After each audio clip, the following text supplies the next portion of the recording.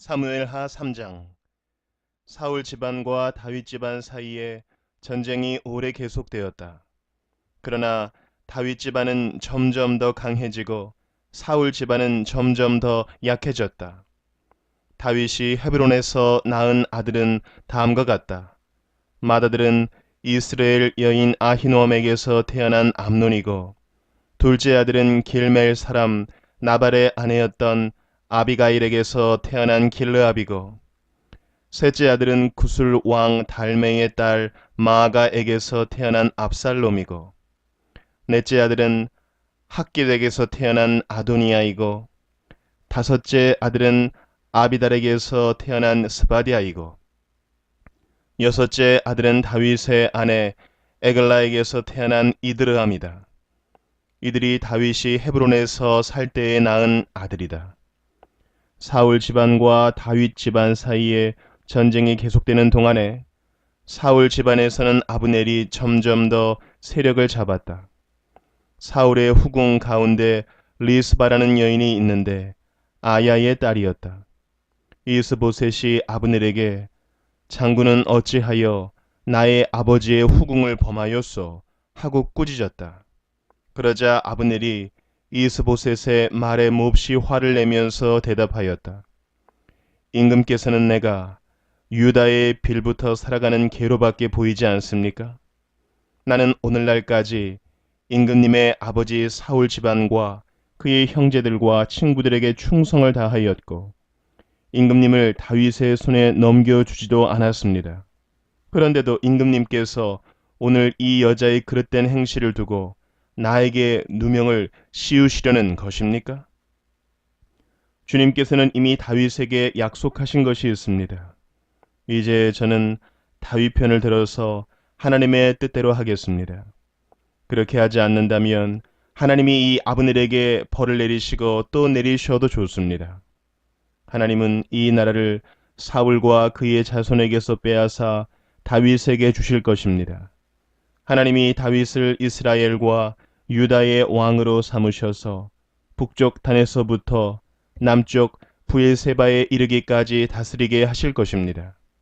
이 말을 듣고 이스보셋은 아브넬이 두려워서 그에게 다시는 말 한마디도 하지 못하였다. 아브넬은 다윗에게 사람을 보내어서 이렇게 전하였다. 이 나라가 누구의 것입니까? 그러니 임금님이 저와 언약만 세우시면 내가 임금님의 편이 되어서 온 이스라엘이 임금님에게 돌아가도록 하겠습니다. 다윗이 대답하였다. 좋소. 내가 장군과 언약을 세우겠소. 그런데 나는 장군에게 한 가지만 요구하겠소. 그대는 나를 만나러 올 때에 사울의 딸 미가를 데리고 오시오. 그렇지 않으면 내 얼굴을 볼 생각을 하지 마시오. 그런 다음에 다윗은 사울의 아들 이스보셋에게 사람을 보내어서 이렇게 전하였다. 나의 아내 미갈을 돌려주시오. 미갈은 내가 블레셋 사람의 포피 100개를 바치고 맞은 아내요. 그러자 이스보셋이 사람을 보내어서 미갈을 그의 남편인 라이스의 아들 발디엘에게서 빼앗아 오도록 하였다. 그때 그 여인의 남편은 계속 울면서 바울임까지 자기 아내를 따라왔는데 아브넬이 그에게 당신은 그만 돌아가시오 하고 말하니 그가 돌아갔다. 아브넬이 이스라엘의 장로들과 상의하였다. 여러분은 이미 전부터 다윗을 여러분의 왕으로 모시려고 애를 썼습니다. 이제 기회가 왔습니다. 주님께서 이미 다윗을 두고 내가 나의 종 다윗을 시켜서 나의 백성 이스라엘을 블레셋 사람의 지배와 모든 원수의 지배에서 구하여 내겠다 하고 약속하여 주셨기 때문입니다. 아브넬은 베냐민 사람들과도 상의한 뒤에 이스라엘과 베냐민 사람 전체가 한데 모은 뜻을 다윗에게 전하려고 헤브론으로 떠났다. 아브넬이 부하 20명을 거느리고 헤브론에 이르러서 다윗을 찾아가니 다윗이 아브넬과 그를 따라온 사람들에게 잔치를 베풀었다. 잔치가 끝나자 아브넬이 다윗에게 말하였다. 이제 그만 일어나 가서 온 이스라엘을 높으신 임금님 앞에 모아놓고서 임금님과 언약을 세우게 하겠습니다. 그러면 임금님이 원하시는 어느 곳에서나 원하시는 대로 왕이 되셔서 다스리실 수 있습니다. 다윗이 아브넬을 떠나 보내니 그가 평안히 떠나갔다. 그때에 다윗의 부하들이 요압을 따라 습격하러 나갔다가 많은 노량물을 가지고 돌아왔다. 그러나 아브넬은 그때에 다윗과 함께 헤브론에 있지 않았다. 다윗이 이미 그를 보내어서 그가 무사하게 그곳을 떠나갔기 때문이다. 요압이 함께 데리고 나갔던 군인들을 모두 데리고 돌아오자 누군가가 그에게 알려주었다. 넬의 아들 아브넬이 임금님을 찾아왔는데 임금님이 그를 그냥 보내셔서 그가 무사하게 이곳을 떠나갔습니다. 이 말을 듣고 요압이 곧바로 왕에게로 가서 항의하였다. 임금님이 어찌하여 이렇게 하실 수 있습니까? 아브넬이 임금님께 왔는데 임금님은 어찌하여 그를 그냥 보내어서 가게 하셨습니까? 넬의 아들 아브넬은 임금님께서 잘 아시다시피 임금님을 속이려고 온 것이며 임금님이 드나드는 것을 살피고 임금님이 하고 계시는 일도 모조리 알려고 온 것입니다. 요압은 다윗에게서 물러나오자마자 사람들을 보내어서 아브넬을 뒤쫓게 하였다. 그들은 시라 우물이 있는 곳에서 그를 붙잡아서 데리고 돌아왔다. 그러나 다윗은 그 일을 전혀 몰랐다. 아브넬이 헤브론으로 돌아오니 요압이 그와 조용히 이야기를 하려는 듯이 성문 안으로 그를 데리고 들어갔다. 요압은 거기에서 동생 아사헬의 원수를 갚으려고 아브넬의 배를 찔러서 죽였다. 다윗이 그 소식을 듣고서 외쳤다. 넬의 아들 아브넬이 암살당하였으나 나와 나의 나라는 주님 앞에 아무 죄가 없다. 오직 그 죄는 요압의 머리와 그 아버지의 온 집안으로 돌아갈 것이다.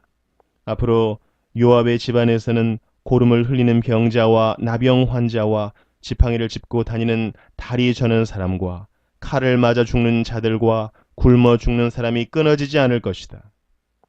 요압과 그의 동생 아비새가 아브넬을 죽인 것은 아브넬이 그들의 동생 아사헬을 기브온 전투에서 죽였기 때문이다.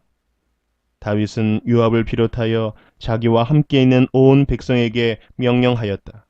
백성은 옷을 찢고 허리에 굵은 베옷을 두른 뒤에 아브넬의 상여 앞에서 걸어가면서 애도하여라. 그리고 다윗 왕도 몸소 상여를 뒤따라 갔다. 백성이 아브넬을 헤브론에 장사 지내니 다윗 왕이 아브넬의 무덤 앞에서 목을 놓아 울었고 온 백성도 울었다.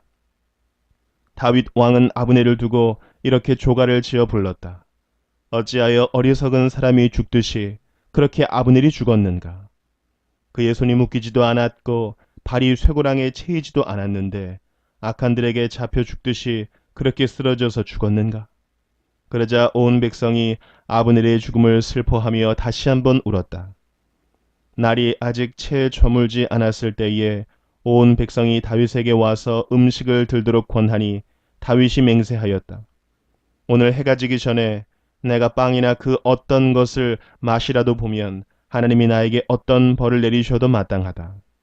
온 백성이 그것을 보고서 그 일을 좋게 여겼다. 다윗 왕이 무엇을 하든지 온 백성이 마음에 좋게 받아들였다. 그때야 비로소 넬의 아들 아브넬을 죽인 것이 왕에게서 비롯된 일이 아님을 온 백성과 온 이스라엘이 깨달아 알았다. 그런 다음에 왕은 신복들에게 말하였다. 그대들이 아는 대로 오늘 이스라엘에서 훌륭한 장군이 죽었소. 수르야의 아들들이 나보다 더 강하니 비록 내가 기름 부음을 받은 왕이라고 하지만 보다시피 이렇게 약하오. 그러므로 이런 악을 저지른 사람에게 주님께서 그 죄악에 따라 갚아 주시기만 바랄 뿐이요. 고린도전서 14장. 사랑을 추구하십시오.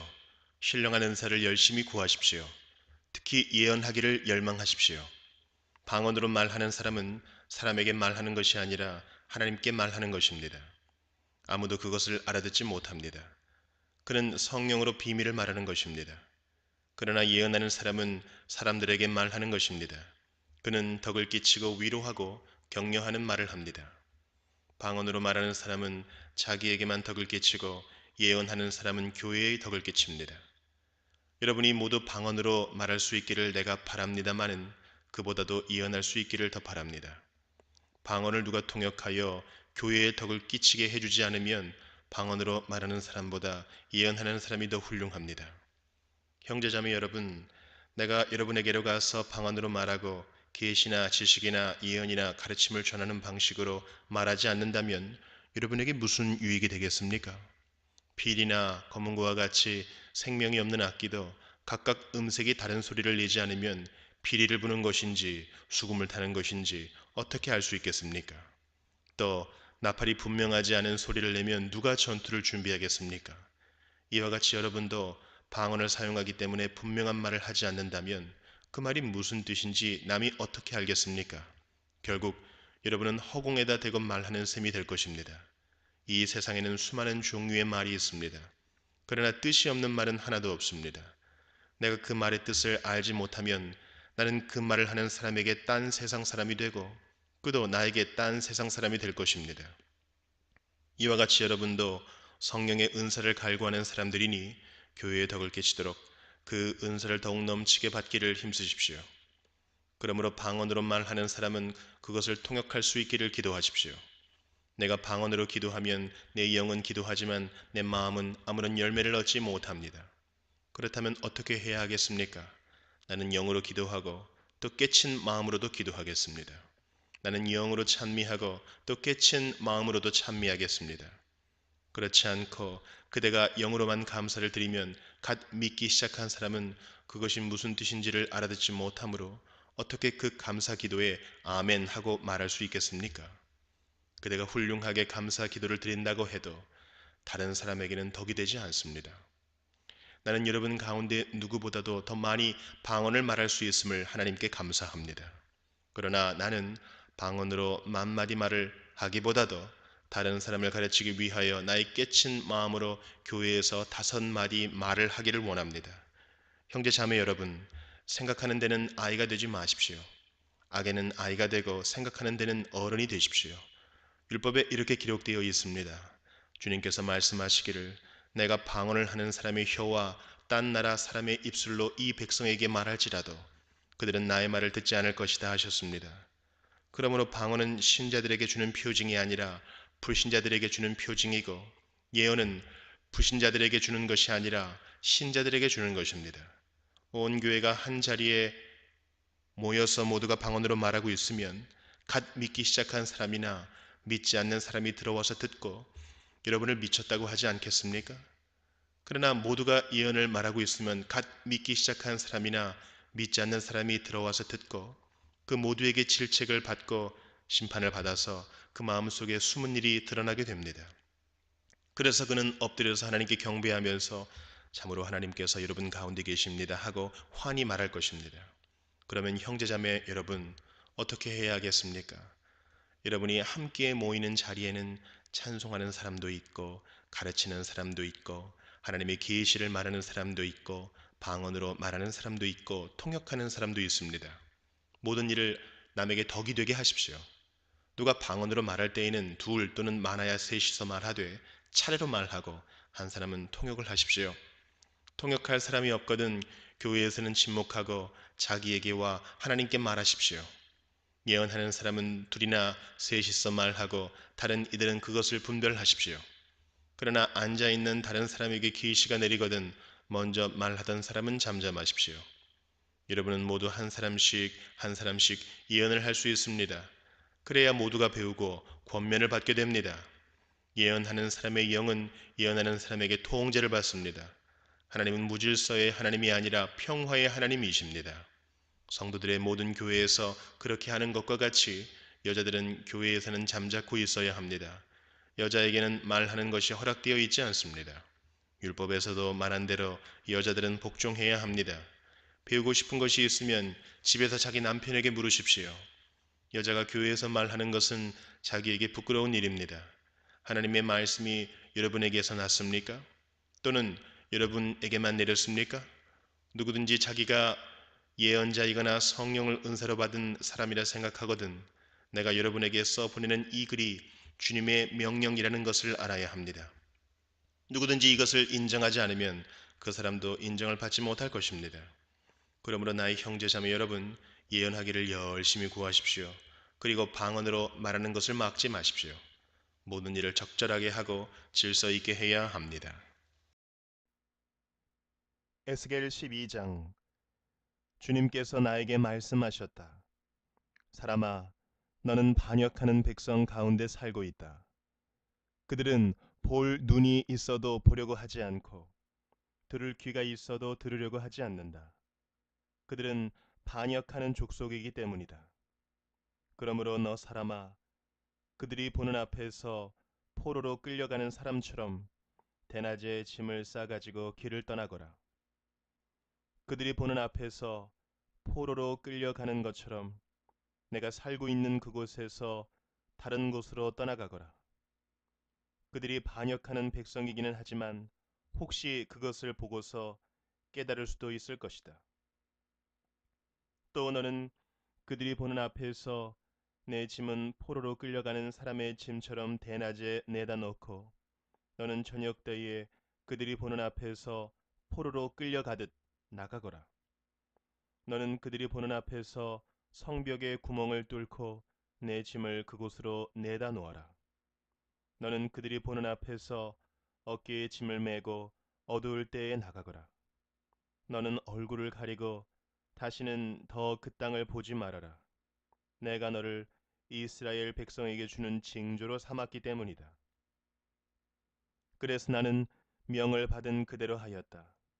내 짐을 포로로 끌려가는 사람의 짐처럼 대낮에 내다 놓았다. 그리고 저녁 때에 손으로 성벽에 구멍을 뚫고 어두울 때에 나가서 그들이 보는 앞에서 어깨에 짐을 메었다. 이튿날 아침에 주님께서 나에게 말씀하셨다. 사람아, 저 반역하는 족속 이스라엘 족속이 내가 지금 무슨 일을 하고 있느냐 하고 너에게 묻지 않았느냐. 너는 그들에게 이르기를 주 하나님께서 이렇게 말씀하신다.